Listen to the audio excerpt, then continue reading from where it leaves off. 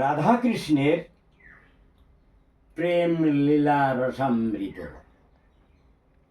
মহাভারতের মহানায়ক যদুবংশের ভগবান শ্রীকৃষ্ণ, তাই যদুর প্রেমে মধুর পরশ, রঙ্গ ভরা অঙ্গে। অজ্ঞাত স্বরে রাধা বসে একলা, কৃষ্ণ চলবে সঙ্গে। কিন্তু রাধা তো বালিকা, স্বর্ণবর্ণ অঙ্গ তার, গোলাপ পাপড়ি অধর বিন্দু, ড্যামডার ডাগরি চোখ, ধ্রুব তারার মতো, চঞ্চলি চলে আওলা কেশ, দেখতে বড্ড বেশ। গোপালক গোপাল, ধেনু পালক, রাখাল রাজা কানু। দিনভর মাঠে মাঠে, বাবলার বনে বনে, আর যমুনার কুলে কুলে বাঁশি বাজায়। যমুনার কুলে কুলে ধেনু চড়ায়, আর কদম্বের ডালে বসে বাঁশি বাজায়। রাধা রাধা রাধা বলে। রাধা অতিষ্ঠ হয়ে বলে, এ কোন বিহয়া? জানা নেই, শোনা নেই, দেখা নেই, সাক্ষাৎ নেই, আমার নাম ধরে ডাকে। ও কি কোনো পুরুষের আমার দাদা, না হাদা গাধা?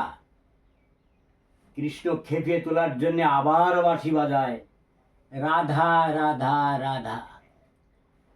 রাধা তখন নানা রাগিনীতে দিয়ে নানা তান, এক গান রাখে গোপনে। নানা মুখ পানে চাই আখি মেলি, তার পানে চায় স্বপনে। এই স্বপ্নচল নয়ন, স্বপ্নচল মন মিলেমিশে এক মহা অনুরাগে ভরে উঠেছে রাধার। তখন রাধা সেই নানা রাগিনীর টানটি দিয়ে বলে, হরে কৃষ্ণ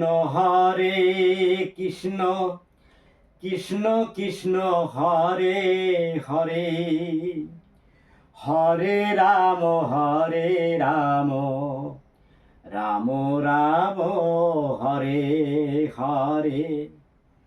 কৃষ্ণ কিন্তু কেঁপে ওঠে, কারণ ভুবন জুড়ে তারই নামে, তারই গানে মুখরিত, কিন্তু হৃদয় স্পর্শ করতে পারে না।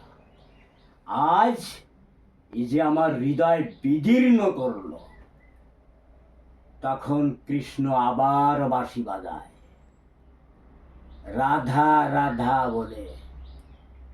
তখন রাধা রাগ বিরাগ ছলে মহা অনুরাগে আবার গায় তার সেই গোপন গানটি।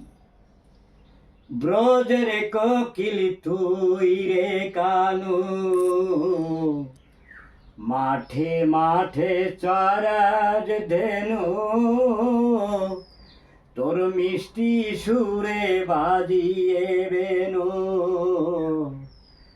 আমায় পাগল করিস না রে,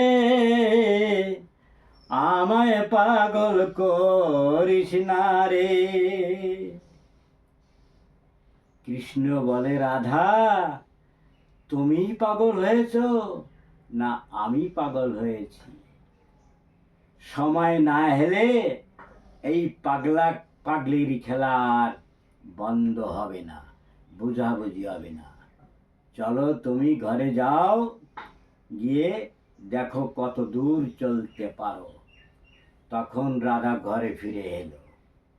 তার বাবা বৃষবানুর কাছে জিজ্ঞেস করলো, বাবা জঙ্গলের আড়াল থেকে কি মেঘের আড়াল থেকে কোথার থেকে সে আমার নাম ধরে বাঁশি বাজায়? এ কি আমার কোনো পুরুষের দাদা, না হাদা গাধা? বৃষবাণী হেসে বলে, না রে বেডি না, ও এক ভিজা, ও দাদাও নয়, গাধা হাদা নয়, ও একটা ভিজা মাটির কাদা। রাধা বলে, সে আবার কেমন? বৃষবাণু বলে, এই দেখ, যেমন এই শুকনো মাটিতে জল ঢেলে দে, ও ভিজে যাবে, কাদা হয়ে যাবে। ওই কাদাটাকে হাত দিয়ে সেনতে সেনতে যখন মসৃণ হয়ে যাবে, তখন ওই সুরকে অনুকরণ করে, সুরেলার অনুসরণে ওই মাটি দিয়ে যে তার কল্পিত রূপটা তৈরি করতে পারবে, সে হবে মহাভাগ্যবতী, সেই হবে তার জীবন সাথী। রাধা এখন কারো সম্পর্কে যখন ভাবনা চিন্তা এসে যায়, তখন তো আর বালিকা, রাধাও বালিকা থাকে না, সে যৌবনে পদার্পণ করল। কারণ বিভোর ভাবনায় সেই অনুরূপ মূর্তির কল্পনা করতে করতে সে বিভোর হয়ে গেল, ধীরে ধীরে যৌবনে ভরে উঠতে লাগলো। এখন বাকি রাধা কতটা তার স্বপ্ন মূর্তিটাকে তৈরি করতে পারবে, পরবর্তী ধারাবাহিকের বোঝা যাবে।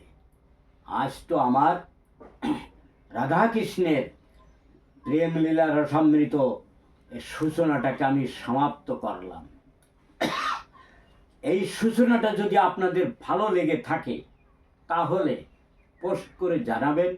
আমার ঠিকানা লাইক, শেয়ার, কমেন্ট। তাহলে ধারাবাহিকভাবে আমি শুরু করব আগামীতে। ধন্যবাদ।